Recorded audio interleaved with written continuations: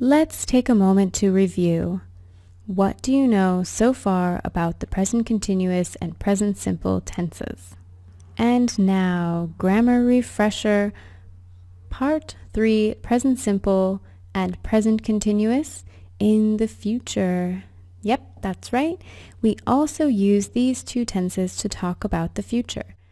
Let's check it out. But hey, what about the form? Remember what the present continuous looks like? And what about the present simple tense? You know, verb 1, the do verb. What about those uses?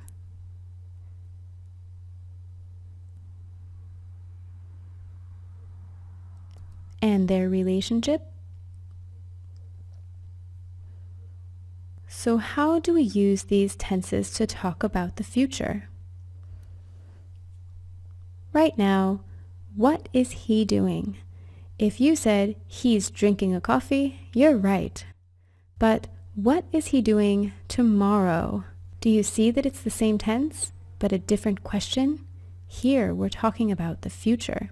When we speak about the future, the present continuous tense is one of the most used. Let me give you some examples.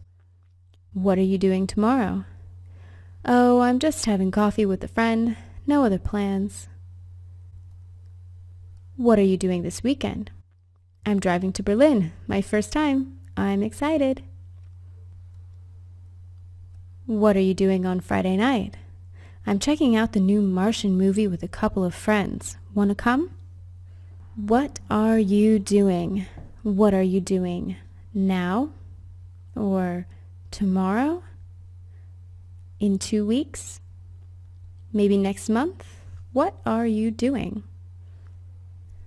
Are you visiting Sarah? When you're talking to a friend, family member, or colleague, and he or she asks you, are you visiting Sarah? We generally know what time or when he or she is referring to. It's all about context. Let me illustrate this point. Sarah is your sister. Sarah lives in New York. Your mother lives in California, and you live in Texas. You are talking on the phone with your mother, and you ask your mother in California, are you visiting Sarah? It's obvious that this is not happening right now because Sarah lives in New York and your mother lives in California. It's definitely happening in the future. Most likely not in a few minutes or hours, but a few days, weeks, or months. Let's take the same question and create a different context. This is Joe, and this is Anna. Joe and Anna are married. Anna and Sarah are best friends. Joe calls Anna, "Hi Anna, are you at home?" Anna says, "No, I'm not home right now." And Joe asks, "Are you visiting Sarah?" Given the situation, Joe guesses that if Anna isn't home, she must be with her best friend, Sarah. Context is key. With enough practice, you'll begin to use these tenses naturally, but first you have to know what to listen for and when to use them. So, we have present continuous tense use number 5 to talk about events happening in the future. We're going to go a little bit more in detail, but this is all you need to know for now. The present continuous tense is a future tense. So what about the present simple tense? Is this a future tense? Yes, it is.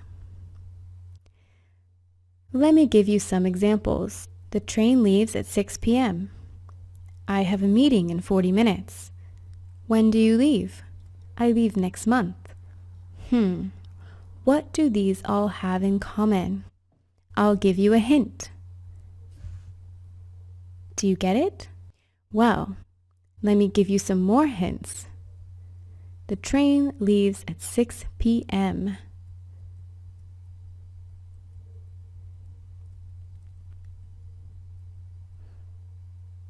Does this seem familiar? It should, because it's a repeated action.